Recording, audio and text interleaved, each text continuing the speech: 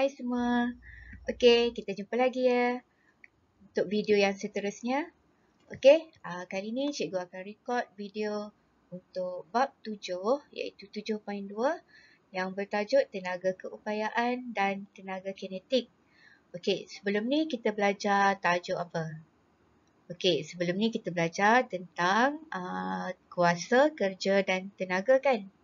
Okey, so hari ni adalah sambungan dia kepada sambungan kepada kerja, iaitu kita tengok apakah itu tenaga.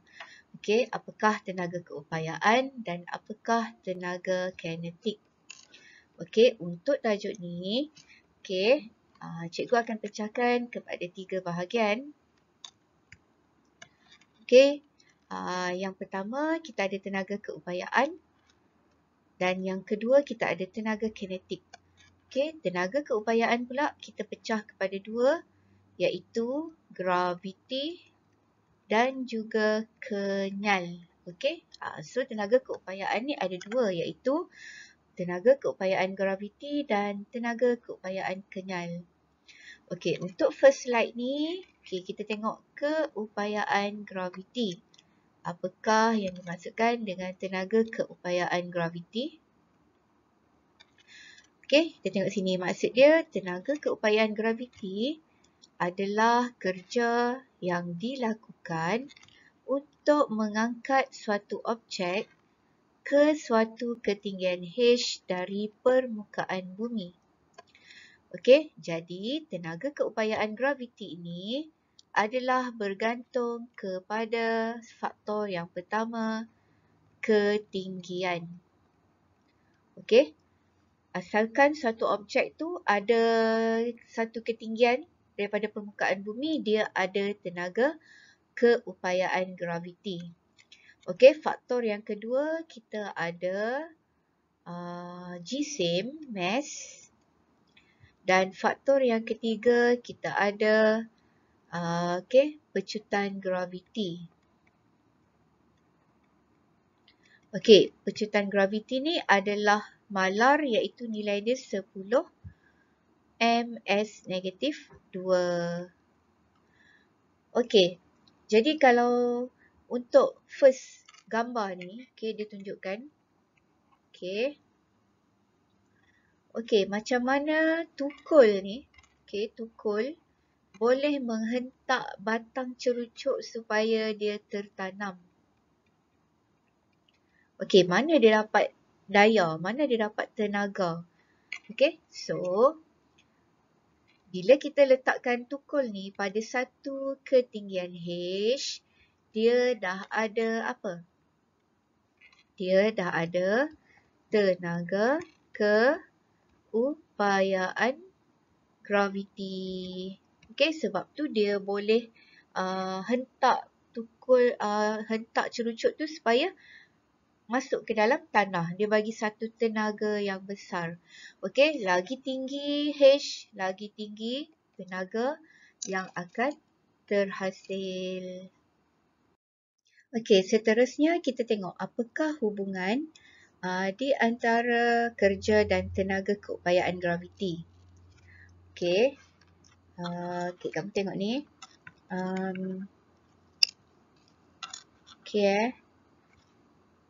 Okey, kamu tengok gambar ni. Apabila suatu objek diangkat ke atas pada satu ketinggian h, okey, objek tu dia mempunyai tenaga keupayaan graviti. Okey, kenapa dia ada tenaga keupayaan graviti ni? Sebab kita dah buat kerja, kita bawa dia ke atas.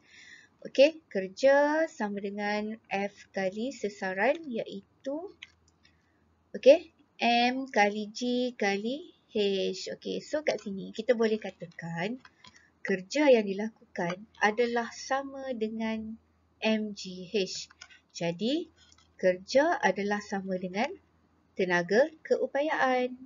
Okey, betul lah. Kalau kamu tak ada tenaga, macam mana kamu nak buat kerja? Okey, jadi kerja yang kita buat tu sebenarnya adalah sama dengan nilai tenaga keupayaan graviti. Okey, sekarang kita tengok contoh contoh soalan. Okey, contoh soalan macam ni. Berapakah tenaga keupayaan objek iaitu seekor burung berjisim mass sama dengan 200 gram. Okey, kita tukar kepada kg bersamaan dengan 0.2 kg. Okey, H bersamaan dengan 50 meter dan juga G bersamaan dengan 10 ms negatif 2. Okey, kita masukkan dalam rumus. Okey, mass 0.2 kali 10 kali 50. Okey, so kita dapat 100 joule. Okey, unit untuk tenaga ialah joule. Okey, so 100 joule adalah tenaga keupayaan seekor burung ini. Okey. Seterusnya, tenaga keupayaan kenyal. Okey. So, tenaga keupayaan kenyal dia adalah tenaga yang ada pada objek yang kenyal. Okey. Pada objek yang kenyal. Apa contoh objek yang kenyal? Okey, yang kamu tahu. Getah dan juga spring. Okey. So, dalam kes ni kita lebih banyak jumpa tenaga keupayaan kenyal yang melibatkan spring. Okey, contohnya dia bagi stapler. Okey, macam mana stapler boleh menolak dawai kokot tu untuk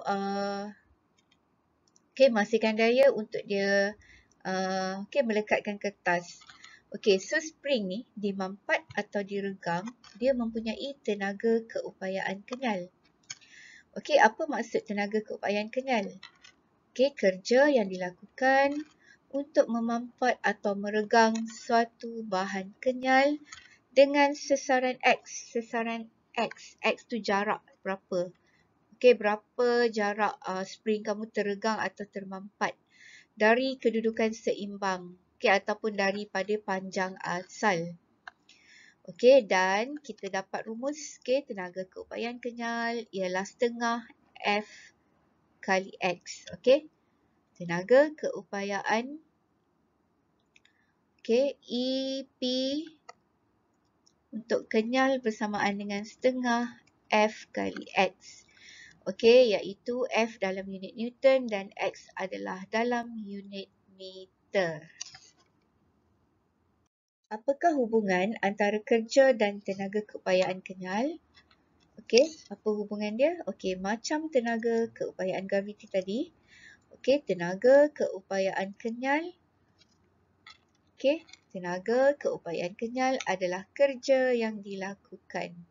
Okey, bersamaan dengan luas di bawah graf, iaitu bila kita buat pengiraan, kita dapat setengah Fx. Okey, W bersamaan dengan F kali S kan. So, F kali S, sesaran ialah X. Kita tukar dengan X. Okey, so kalau kita nak luas bawah graf, kita dapat bentuk segitiga. Okey, jadi kalau bentuk segitiga, rumus untuk segitiga ialah setengah kali tinggi kali lebar.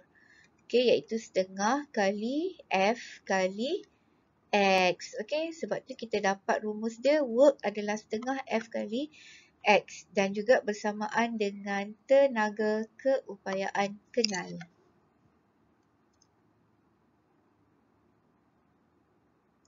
Okey, contoh soalan untuk tenaga keupayaan kenyal.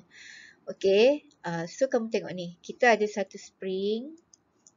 Okey, satu spring yang mana dia dah disesarkan sebanyak 6 cm sama dengan X. Dan mass ialah 0.5 kg. Okey, kita kena cari daya dia. Okey, so kita cari daya dulu. F sama dengan 0.5 kali dengan 10. Okey, nak tukar kepada daya, kita kali dengan 10 iaitu mass kali G, kita dapat F daya. Okey, so dapat 5. Okey, 5 Newton.